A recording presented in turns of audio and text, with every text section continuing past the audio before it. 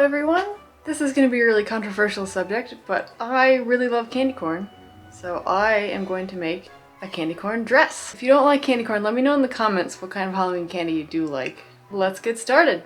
Did I mention that this project is a thrift flip? Because it is. I grabbed 3 thrifted sheets, white, orange, and yellow. There's just something extra fun about taking something and giving it new life and turning it into something new and usable. I used the bodice from New Look 6910, and since I had never used this pattern before, I did make a mock-up, which fit well enough to become the lining. I marked the back darts in heat erasable pen and carefully pinned them, making sure that the marks lined up on both sides, and stitched along that line. Here you can see that I am not using pins on a princess seam. If you are new to sewing, don't do that. Use pins. Do as I say, not as I do. I assembled the bodice as the instructions said. At least, I assume so. I never actually read the instructions. Unlike the last dress I made, ironing actually made it look better. Plus I got to use my pressing hand, which is always exciting. I stitched the 2 identical bodices together at the neckline. I cut 15 inches by 1 length of sheet for the first tier. Don't ask me how long that was, I never checked.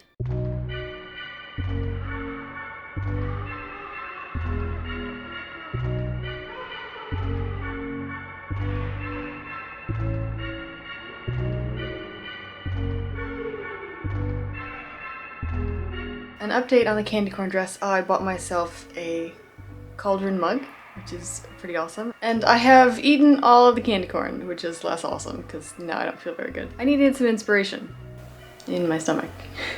I also bought a zipper, because I didn't have any white ones. Anyway, back to cutting strips for the skirt now. But first, some spooky tea.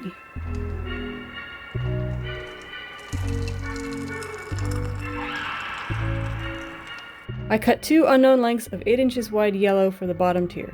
I sewed them together and ran a long stitch with the max thread tension to gather the top edge. The simple way I sew gathers is by dividing each piece into 8ths and evenly distributing them between those marks.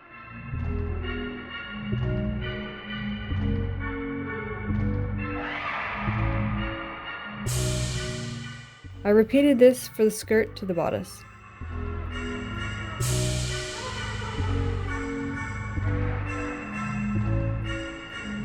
For my puff sleeves, I freehanded a sleeve shape with an exaggerated top. If you are new to sewing, I would recommend using a pattern for this. I added cuffs to the gathered bottom edge and hand finished to avoid any visible top stitching. I did some more gathering to stuff the poofy sleeves into the armhole, or arm side if you want to be fancy. I switched to my invisible zipper foot to add in my new white zipper. I really need to start buying these in bulk. And then I made the lovely yet bad decision to hem this with a fancy stitch. Sigh. So I went with this pretty stitch for the hem. My sewing machine died. I have a foot of hem left to do, and I don't own another sewing machine that does this stitch. My antique ones just do straight stitches. Emmy is not bothered by my predicament at all.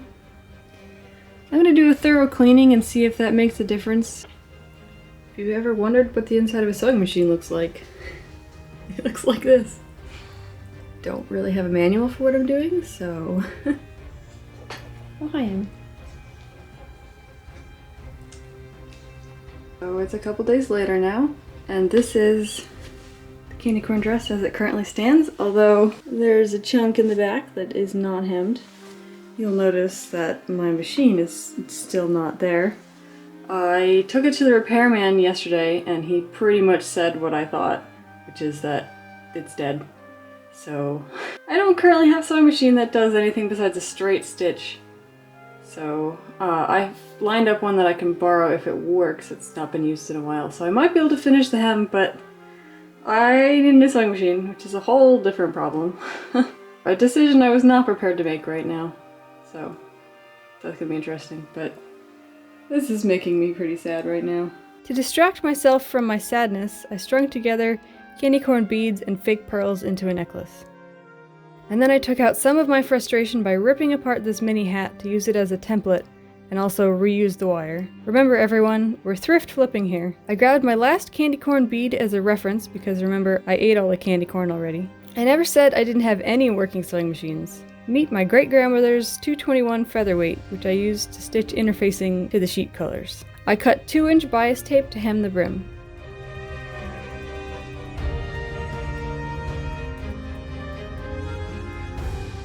I gently seam ripped the old bias tape until I got annoyed and cut the wire out.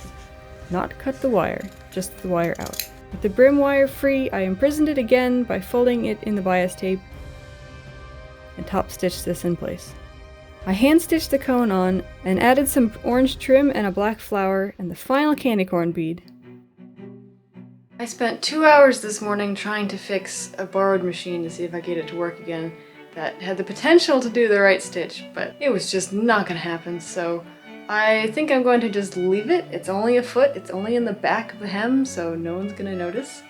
And then I got really frustrated with that and I made a hat for my last dress, so feel much better now. So next you're gonna see the reveal of the dress.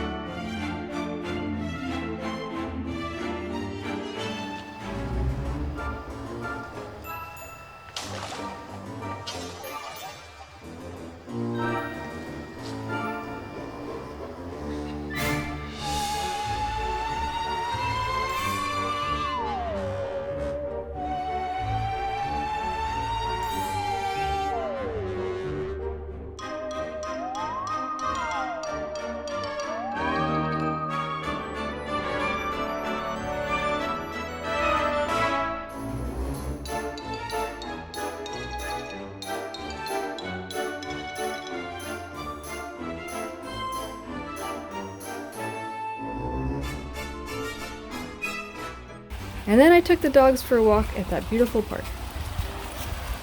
I also made a candy corn apron last year.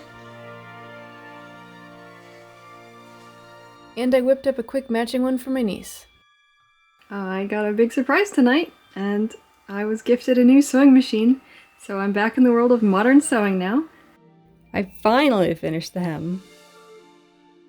Actually haven't run into anyone at the park so far yet, so that's really great. If you like videos like this, like the video and then subscribe for more fun content.